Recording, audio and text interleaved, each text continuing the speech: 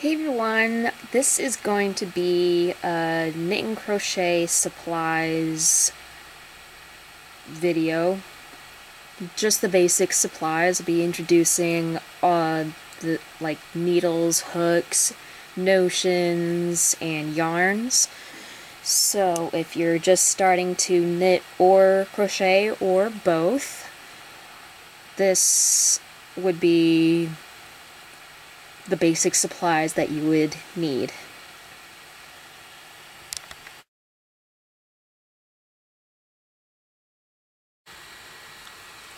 So first I will talk about needles and hooks. Do needles first. So these are knitting needles, and these are made by a company called Clover. These are bamboo needles, but they make needles in metal and plastic as well. But in my personal opinion, I like bamboo or wooden knitting needles better because metal ones tend to be a little too slippery and maybe a little too heavy, and plastic ones break easily. And I think bamboo would be the best for wooden needles because I accidentally broke regular needles before by just stepping on them, but the bamboo ones, they're not that breakable. But they all knitting needles come in different shapes and sizes. Like you can see, like there are different thicknesses and also different lengths. Depends on the project that you're working on. Like if you want to make a scarf, like a short 10-inch or 10 8-inch knitting needles would be good. Or if you're making something larger, you'll want to use like a 14 or 16-inch needles. And all knitting needles have a size number. Like you can see here, it says 11, and then the 8.0 millimeter. And the 8 millimeters, I can't remember if it's the diameter or the circumference. I think it might be the diameter, like the thickness. But you can see with this one, this is size 8 and it's 5 millimeters. But like the more millimeters, the higher up the size number, and they come in all different types of sizes, like I said earlier. But they, like, knitting needles would come in different sizes, like from 000 to 15, and then there's 17, and then there's 19. I don't know if there's anything else after 19 besides size 35, which is like really thick needles, but for some reason they skip like 16 and 18. Like there's no such thing as 16 and 18 needles, but which is weird, but what can you do? And these type of needles are called straight needles. They have like these stoppers at the end so that your work won't slip off. But if you're working something in a round, you would probably be using double-pointed needles. They look like that, and usually they come in a set of 5. And the way you would work with them, you would cast on a project and then distribute the stitches on 3 or 4 needles depending on the project, and you would use an extra needle to just knit in a round. That's how those work. And also for knitting in rounds, you could use circular needles. This is just a kit that my great aunt got me, but I'll show you what circular needles look like. Like circular needles always have this cord, and they come in different lengths too. And they would have needles at each end, like that. And you just like knit it around using this. Circular needles are ideal for larger knit and around projects, or for very large projects like sweaters or blankets, so that you don't have to use the long straight needles like these, because if like long straight needles can be very annoying to use if you're working on a large project. So long needles aren't entirely that popular. So people just use circular needles, and circular needles come in pretty much all available knitting needle sizes. So those are knitting needles. And now for crochet hooks. This is something that I got off Amazon by Clover. And these are their soft touch crochet hooks. They look like this. These are really good for beginners because like this brown part you see here, it's really soft and it's easier to hold on to than a regular crochet hook. And these come, unlike number sizes, they have letter sizes. Like this one's G, 4 millimeters. And in this set I have B through J, but I'm not sure if there is a size A crochet hook, but I think the highest crochet hook size I've seen is the letter P. I'm not sure if there are any larger than that. But with the diameter part, it's pretty much, with the millimeter part, it's pretty much the same as knitting needles. Like it depends on the thickness.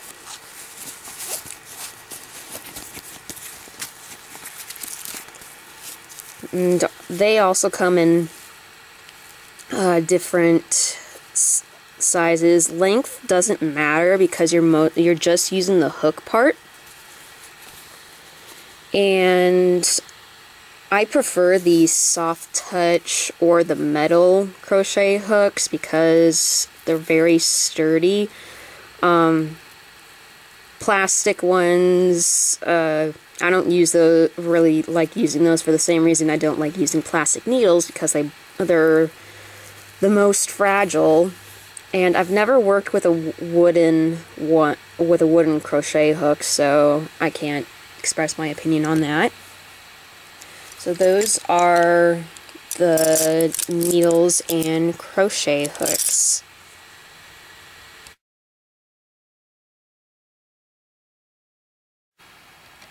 Now for yarn. There are many different types of yarns, but these are the types of yarns that I use the most. So they come in all different like fibers. Like this one is cotton and acrylic, like you can see right there. Like they all have wrappers, and the information they show, it shows like what fibers are in the yarn. Like this is half cotton, half acrylic. And here it says like how much it weighs in ounces and grams, like how much yarn in yardage or meterage, if that's even a word. And here, where it's like it has a illustration of a skein of yarn with a number on it, it says 4, and 4 is the average weight of most yarns. Like a lot of yarns are 4, which is medium weight or worsted weight. And here, this is a suggested gauge, and just tells you if you want to make a gauge swatch, which is important for most knit or crochet patterns. So like if you are not sure about the needle or hook that a pattern suggests you use for a pattern, you could make a gauge swatch. For example, if you're knitting if you want to knit a project with this yarn and the pattern you want to use, you use US 8 size needles, and to make the swatch, you cast on 17 stitches and knit 24 rows, and that swatch should be a 4-inch square.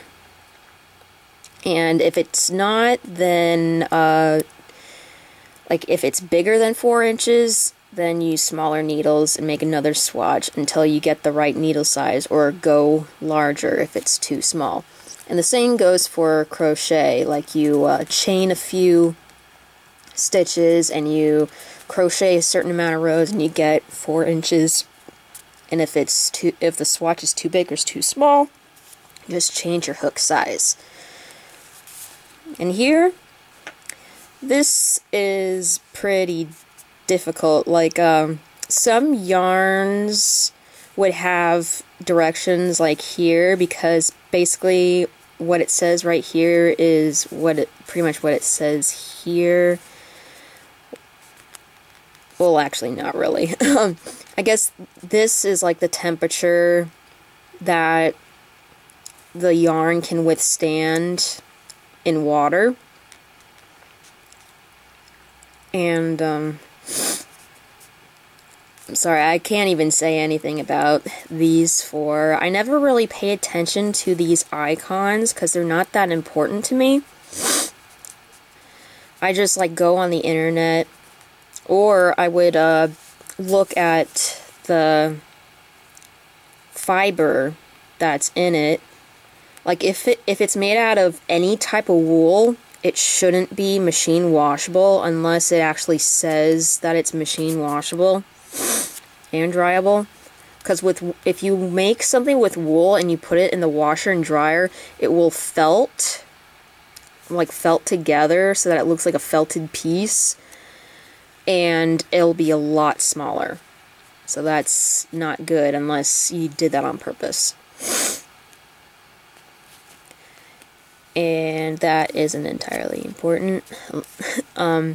There's a barcode, and usually in this area of a yarn wrapper, it would say the color name. Like this color is called Azalea, and it would have like a color number and a lot number. And that's pretty much it. This is called Cottonese by Lion Brand. And here I have Red Heart Super Saver, and this is really popular for making if you want to make amigurumi. This is a very good yarn to start with. And this is also by Red Heart, but it's called With Love. It's a little softer than the Super Saver. And what I like about Lion Brand yarns and Red Heart yarns, they would have patterns on the wrappers. Like you just take the wrapper off and it's on the inside. But the patterns are also on their websites. So, yeah. In other fibers that yarn will come in, like I said, wool and cotton, acrylic. There's also polyester, alpaca wool, Angora wool. Bunch of different fibers from different animals. But these are like the best yarns to start with. You could always use fuzzy yarns or eyelash yarns, novelty yarns. But I suggest you don't crochet with yarns like that because it's really difficult unless you have a strand of simple yarn like this with you, like you're crocheting with 2 strands at once, then you could do that.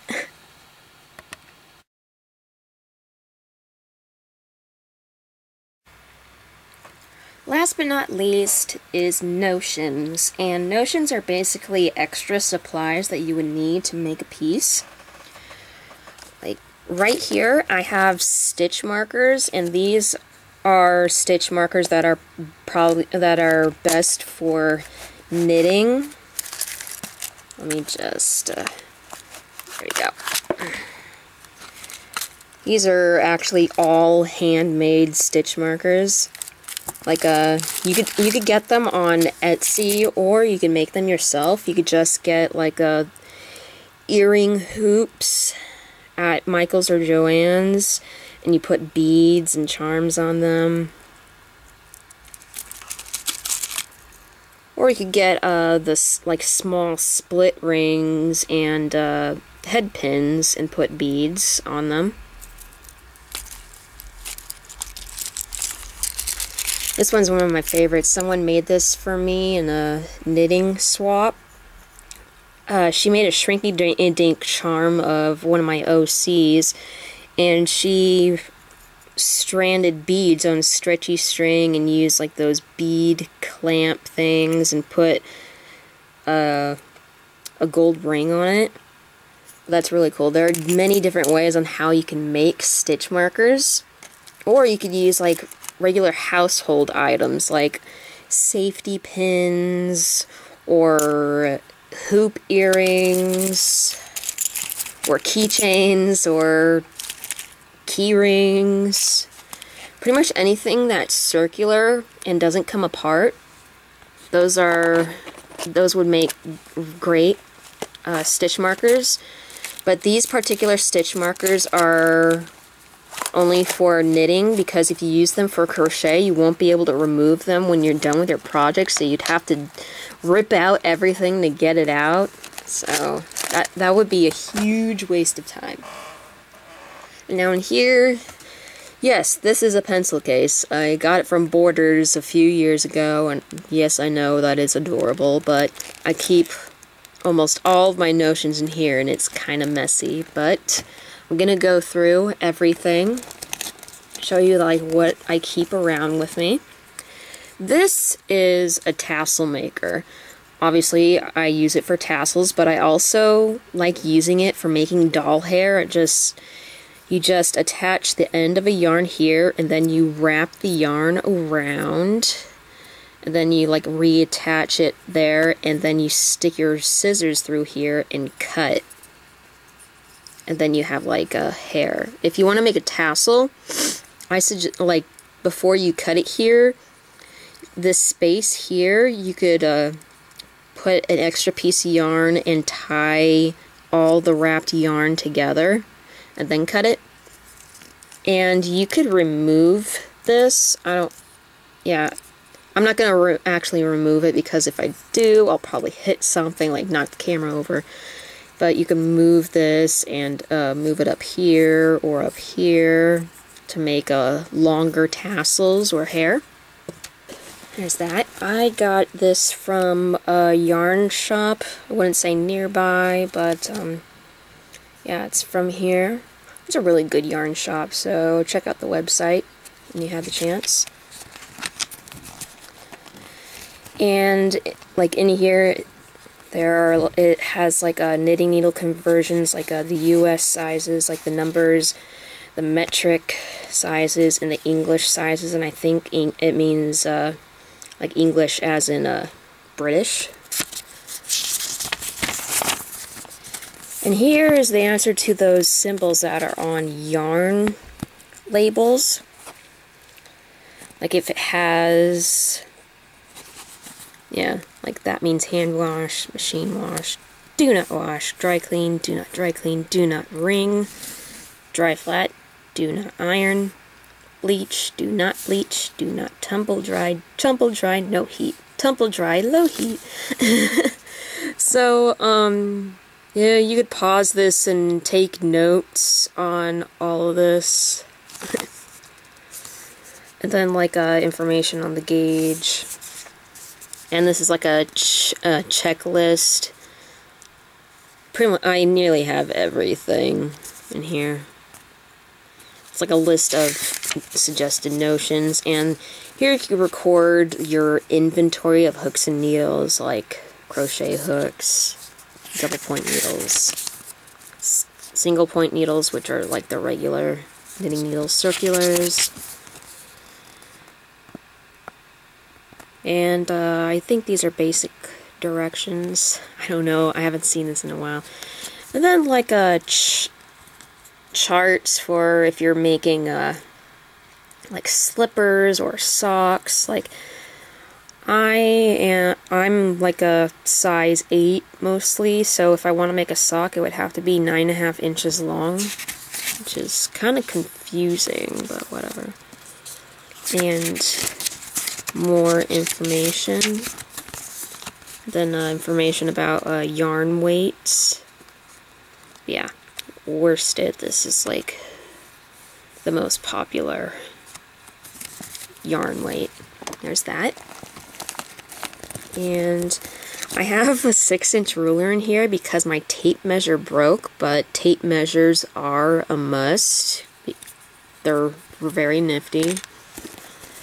And here, like if I come across needles or hooks that doesn't have a size anywhere on them, I could just stick them through one of these holes and I could figure out what size they are. And little notepads are very good. Like if you want to make notes while making patterns, cookie recipe.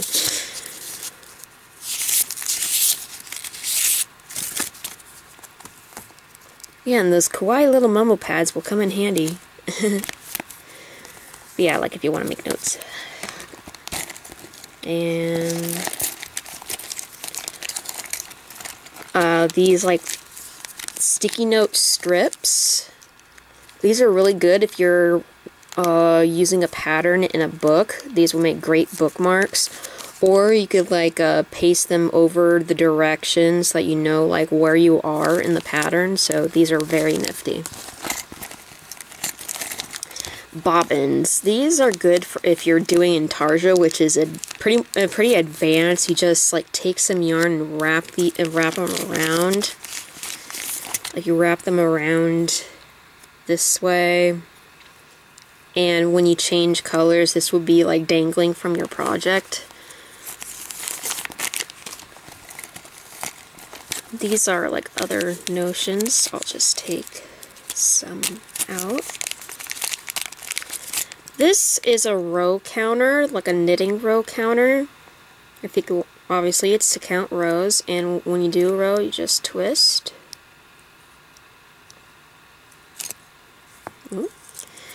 And then there's this, like if you are sewing something together, you just stick this part through the eye of a needle, and then you stick the yarn in, and then you pull.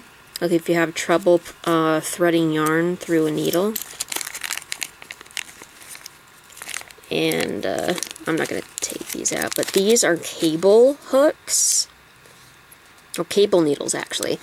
If you are doing cabling in knitting, and I can't exactly explain that, but if I ever do a tutorial on cables, I'll show you how to use these. And then there's a bookmark that I use for knitting books. These are also very nifty. These are needle stoppers. Like you put them on a needle, and it just like keeps like your stitches from slipping off your needles. Get a needle. Like you just put it here like that.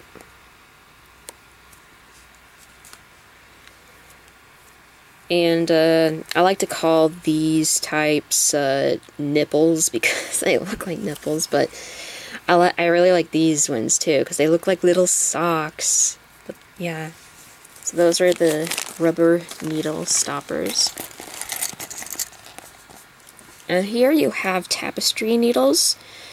If you could find this container, and it comes with 3 needles. It's called Chibi. But this is what the tapestry needle looks like. It has a big eye, it's thick, and it kind of bends at the tip, which is easy for weaving in ends.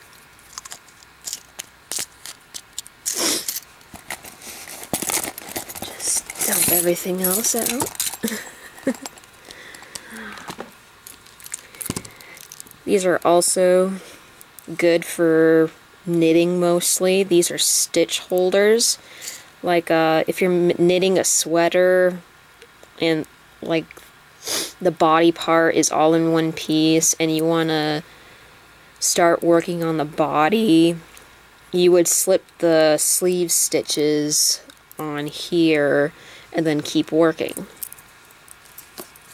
This is like a